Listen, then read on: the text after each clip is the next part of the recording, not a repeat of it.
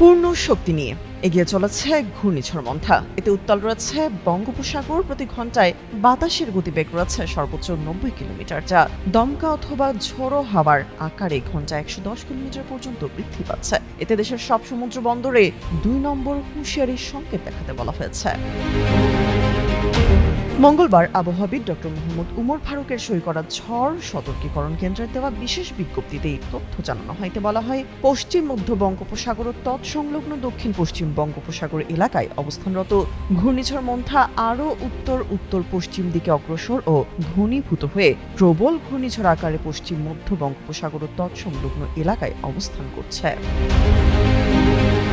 সেখানে আরও বলা হয়, এটি মঙ্গলবার সকাল 6টায় চট্টগ্রাম সমুদ্র বন্দর থেকে 1290 কিলোমিটার দক্ষিণ পশ্চিমে, কক্সবাজার সমুদ্র বন্দর থেকে 1250 কিলোমিটার দক্ষিণ পশ্চিমে, মোংলা সমুদ্র বন্দর থেকে 1140 কিলোমিটার দক্ষিণ পশ্চিমে এবং পায়রা সমুদ্র বন্দর থেকে 1155 কিলোমিটার দক্ষিণ পশ্চিমে অবস্থান করছিল। আবহাওয়া অফিস বলছে, এটি আরও উত্তর উত্তর পশ্চিম দিকে অগ্রসর হয়ে মঙ্গলবার সন্ধ্যা বা রাত নাগাদ ভারতের অন্ধ্রপ্রদেশ উপকূল অতিক্রম করতে পারে। যদিও ঘূর্ণিঝড়ের কেন্দ্র ভারতের দিকে ধাবিত হচ্ছে, তবু এর প্রভাব বাংলাদেশে কিছুটা পরিলক্ষিত হতে পারে।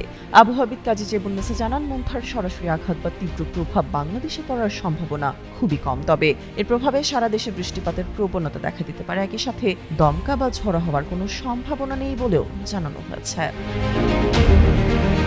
এদিকে চট্টগ্রাম, কক্সবাজার, মোংলা ও পায়রা সমুদ্র বন্দরকে 2 নম্বর দূরবর্তী হুঁশিয়ারি সংকেত দেখিয়ে যেতে বলা হয়েছে।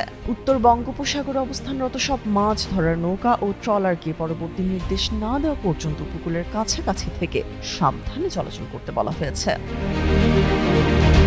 তামান্না তাবাসসুম শ্রেয়া, যুগান্তর নিউজ।